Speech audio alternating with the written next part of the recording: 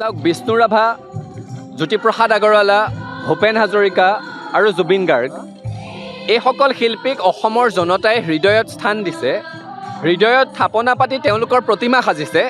তেওঁলোকক ভাল পাবৰ কাৰণে কোনো বিশেষ ৰাজনৈতিক আদৰ্শৰে দীক্ষিত বা উদ্বুদ্ধ হোৱাৰ কোনো প্ৰয়োজন নাই আৰু সেইটো কোনোবাই ক'বলৈ বিচাৰিলেও অসমৰ মানুহে মানি চলিব নালাগে। দ্বিতীয় কথা, জুবিন গাৰ্গৰ ছবি দেৱালৰ পৰা মুচি জুবিন গাৰ্গক মানুহৰ অন্তৰৰ পৰা আঁতৰাব নোৱাৰে নহয়। এতিয়া মাত ফুটা শিশুৱেও অসমত মায়াবিনী গাবলৈ আৰম্ভ কৰিছে। অৰ্থাৎ জুবিন গাৰ্গক অসমৰ মানুহে অন্তৰত ঘৰ দিছে, আৰাধ্যৰ ৰূপ লৈছে। জুবিন গাৰ্গৰ ফটো দেৱালৰ পৰা মুচি দিব পাৰিব, জুবিন গাৰ্গৰ প্ৰতিমূৰ্তি কোনোবাই ইচ্ছা কৰিলে ভাঙি দিব পাৰিব, কিন্তু হৃদয়ৰ থাপনাখনৰ পৰা জুবিন গাৰ্গক কেনেকৈ আঁতৰাব?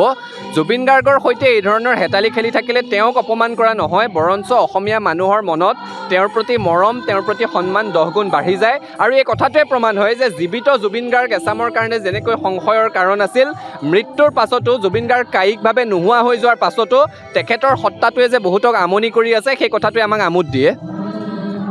চাওক, মহাপুৰুষ শংকৰদেৱ আৰু মাধৱদেৱৰ পিছতে আমি অসমৰ সমাজ জীৱনে নাম লৈ আছোঁ। ৰূপকোঁৱৰ জ্যোতিপ্ৰসাদ আগৰৱালা, কলাগুৰু বিষ্ণুপ্ৰসাদ ৰাভা, নটসূৰ্য ফণী শৰ্মা, ভূপেন দালৈকে, সকলো লোক সংস্কৃতিক সাধক আৰু জুবিন গাৰ্গলৈকে এই সকলো শিল্পীৰ আমি নাম লৈছোঁ আৰু সকলো শিল্পীৰ সৃষ্টিক সৰুগত কৰি আমি আগবাঢ়ি গৈছোঁ। কাৰণ শিল্পী সদায় ৰাইজৰ শিল্পী হয়। এইসকল শিল্পী ৰাইজৰ মাজত থাকে, দুৰ্দশা বেদনা ৰাইজক সন্মুখৰ পৰা নেতৃত্ব দি আহিছে।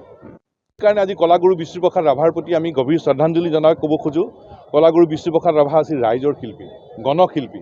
আৰু সেইকাৰণে মহাপুৰুষ দুজনৰ পিছতে ৰূপকোঁৱৰ জ্যোতিপ্ৰসাদ আগৰৱালা, কলাগুৰু বিষ্ণুপ্ৰসাদ ৰাভা, নটসূৰ্য ফণী শৰ্মা, ভূপেন দা, আন আন লোক সংস্কৃতিক সাধকসকল, জুবিন গাৰ্গলৈকে সকলো আছিল ৰাইজৰ শিল্পী।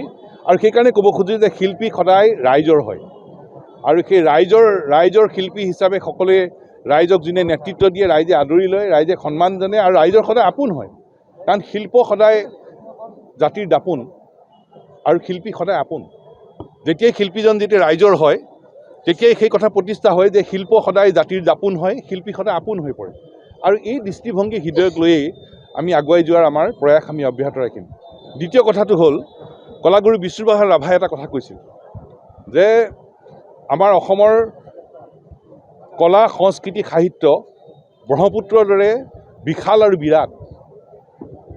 আৰু কৈছিল যে বিভিন্ন নদী উপনদীক লৈ ব্ৰহ্মপুত্ৰৰ সেই একেধৰণে বিশাল আৰু বিৰাট।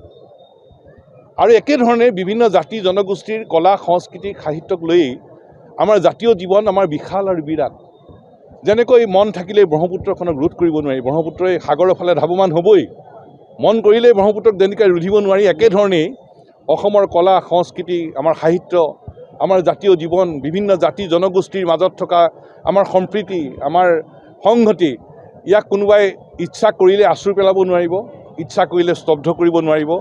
কোনো প্ৰতিক্ৰিয়াশীল শক্তি, কোনো বিভাজনকাৰী শক্তিয়ে তাক ৰুধিব নোৱাৰিব। ই গতিশীল হ'বই, ই ধাৱমান হ'বই। আৰু সেইকাৰণে কলাগুৰু বিষ্ণুপ্ৰসাদ ৰাভাৰ প্ৰতি শ্ৰদ্ধাঞ্জলি জনাই আমি সকলো প্ৰতিক্ৰিয়াশীল শক্তি, বিভাজনকাৰী শক্তি, খিলঞ্জীয়া বিৰোধী শক্তি ক'ব খোজোঁ, কলাগুৰু বিষ্ণুপ্ৰসাদ ৰাভাৰ ভাষাৰে মন থাকিলেই যেনেকৈ ব্ৰহ্মপুত্ৰক ৰুধিব নোৱাৰি, সেইধৰণে মন থাকিলেই অসমৰ খিলঞ্জীয়া মানুহৰ ভাষা, সংস্কৃতি, আমাৰ সাহিত্য, আমাৰ একতা আৰু সংহতিক, আমাৰ ঐক্যবদ্ধ যাত্ৰাক কোনো ৰুধিব নোৱাৰে। ই গতিশীল হ'বই, ই ধাৱমান হ'বই। আৰু একে সময়তে আমি ঘঁওতে ঘঁওতে শিল ক্ষয় যায়, প্ৰত্যেকবাৰে আমি কৈ থাকোঁ, ৰূপকোঁৱৰ জ্যোতিপ্ৰসাদ আগৰৱালাৰ নামত, কলাগুৰু বিষ্ণুপ্ৰসাদ ৰাভাৰ নামত, আমাৰ ভূপেন হাজৰিকাৰ নামত বহুত কাম কৰিবলগীয়া আছে।